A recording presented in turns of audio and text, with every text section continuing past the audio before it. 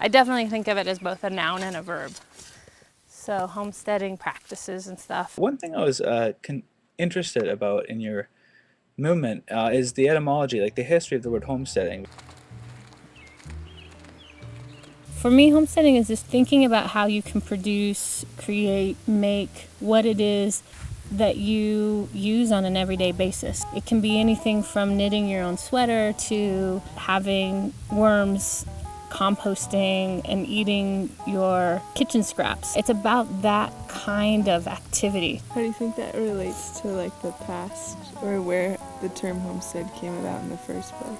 The Homestead Act essentially was if you and your family went out west and found a place and you could make that place productive and you could show that you were producing, you would get that piece of land. I wanted to share with you a photograph that I got from my grandmother, Gertrude. This was where she grew up. It's a homestead in Snake River area of Idaho. So from the beginning, I think it is about production. There is implied in homesteading the use of the land. Sounds good to me. Okay. You have to think of everything as a resource. I can talk about the chicken cycle and I can talk about our cycle, but say if you just use this tree, this is an apple tree. You can see there's little baby tiny apples getting ready in here. We come in and we plant this tree, and after a few years it starts giving apples and we start eating them, and then I poop every day. And we have this compost toilet that essentially breaks down the waste. It smells good, it looks good, and it does good stuff. To a place where after a year, we can take that compost and put it here at the tree. I know it's not magic. I like to call everything that is beautiful, I think, magic, but it's a living process. I like to think of the little circles and cycles as like the smaller you can get them, the better. But it's a lot of work. I have a composter. I don't poo in the composter because that would just be a little strange. In my mind, it's like pooing in the composter, feeding my vegetables with my own poo, and then eating my own vegetable poo.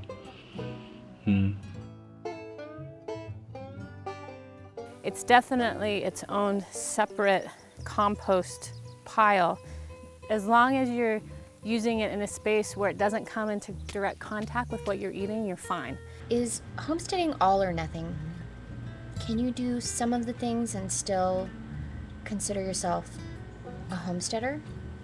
I'm not sure if I'm into the whole manure and worm thing, but I want to do other things, I think. It isn't all or nothing. I think it's baby steps. The closer you can get, I think, to the resources that you use, that to me is getting you connected to a homesteading practice. Because I think if it is all, it is a full-time job. Like my husband, Francis, he's a full-time homesteader. So for me, I think like this is a gift and I'm giving it to the tree. Like here is what I can provide. But yeah, it's not for everybody. So what is the little thing you can do in the city? I mean, I love that video from Ryan is Hungry, the apartment vermiculture. Food scraps, bedding, air, water.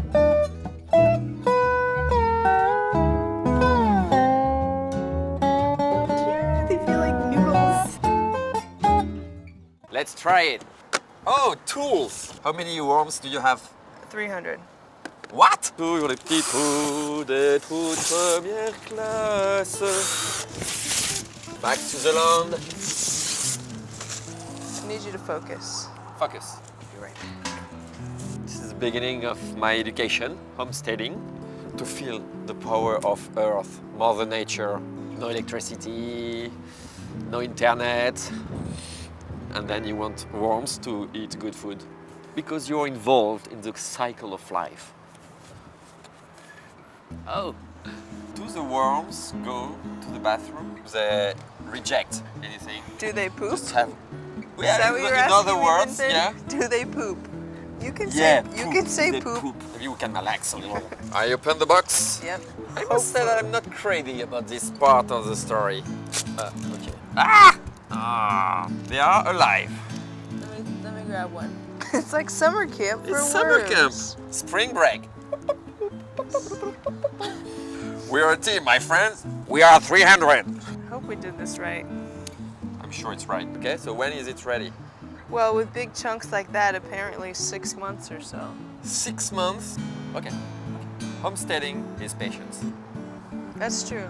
I won't do that, but I respect. Okay. So you It's- can it's come. cool. I'll take it home. You can come to my house and check it out in 6 months. Of course, I will be pleased. Okay. Thank you, Giselle. High five. As Voltaire concluded in the Candide book, you have to cultivate your own garden. The city and the country, they need each other. I think that it's a nice balance, and I think that's that interdependence too. If everybody decided tomorrow that they wanted to homestead the way that we're doing, it would be devastating to this place out here. And I always think for my mind, I need this. And when I come here, there's something, it allows my mind to become more expansive. Yeah, and I wonder if it's like totally in line with that desire you're talking about to like be more connected to the land. Like I feel like I need the space to recognize the stimulation, but I feel like the space itself is stimulation, but a totally different kind. Yeah, it's like I don't know, maybe that sounds too dirty. Self-stimulation. I do think that there is, maybe not in every one of us, but I think there is an inherent desire to have that connection to the land. We're nothing without it. Yeah, I like homesteading. I did loads of it. We didn't really call it homesteading at the time. It was great. It was a really practical course. And during that time, I lived in a treehouse for quite a bit, and also on another off-the-grid property. I am a complete nut about urban farming. I live in the city, and I grow produce all over. I think that urban homestead, it's a good beginning, and you know, in few months I will move more in the country. I'm excited because maybe I can live the life that I really want to live. That means that I want to have a real garden, to do a lot of things by myself. It would be really nice.